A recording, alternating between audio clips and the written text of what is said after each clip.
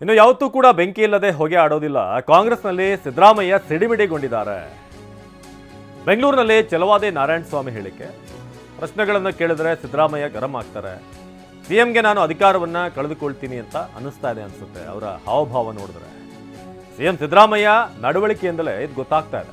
ರಾಜ್ಯ ಸರ್ಕಾರ ಸಂಪೂರ್ಣ ದಿವಾಳಿ ಆಗಿದೆ ಅಂತ ಛಲವಾದಿ ನಾರಾಯಣಸ್ವಾಮಿ ಹೇಳಿದ್ದಾರೆ.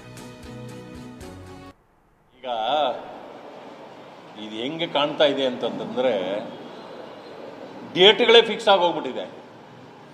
ನವೆಂಬರ್ 21 ಅಥವಾ 26 ಅಂತ ಪತ್ರಿಕೆಗಳಲ್ಲೂ ಬಂದ್ಬಿಟ್ಟಿದೆ. ನೋಡಿ, ಯಾವತ್ತೂ ಕೂಡ ಬೆಂಕಿ ಇಲ್ಲದೆ ಹೊಗೆ ಆಡೋದಿಲ್ಲ. ಇದನ್ನು ನೋಡಿ ಮುಖ್ಯಮಂತ್ರಿಗಳು ಸಿಡಿಮಿಡಿಗೊಂಡಿದ್ದಾರೆ. ಈಗ ಅವರು ಯಾವುದನ್ನೇ ಮಾತಾಡಿಸಿದ್ರು ಭವಿಷ್ಯ ಎಲ್ಲರ ಮೇಲೆ ಬೀಳ್ತಕ್ಕಂಥ ಪರಿಸ್ಥಿತಿ ಬಂದಿದೆ ಅಂತಂದರೆ ಅಲ್ಲಿಗೆ ನಾನು ಅಧಿಕಾರ ಕಳ್ಕೊಳ್ತಿದ್ದೇನೆ ಅನ್ನೋದು ಅವರ ನಡತೆಯಿಂದಲೇ ಗೊತ್ತಾಗ್ತಾ ಇದೆ. ಆದರೆ ನನಗನ್ಸಿದ್ದು ಒಂದೇ, ನೀವು ಅಧಿಕಾರ ಹಸ್ತಾಂತರ ಮಾಡಿ ಅಥವಾ ನಾಯಕತ್ವ ಬದಲಾವಣೆ ಮಾಡ್ಕೊಳ್ಳಿ. ಇದು ಪರಿಸ್ಥಿತಿ ಹೆಂಗಿರುತ್ತೆ ಅಂದರೆ ಓದಿಯ ಪಿಸಾಚಿ ಅಂದರೆ ಇಲ್ಲ ಬಂದೇ ಗವಾಕ್ಷಿಯಲ್ಲಿ ಅಂತಂದಂಗಿದೆ ಇದು.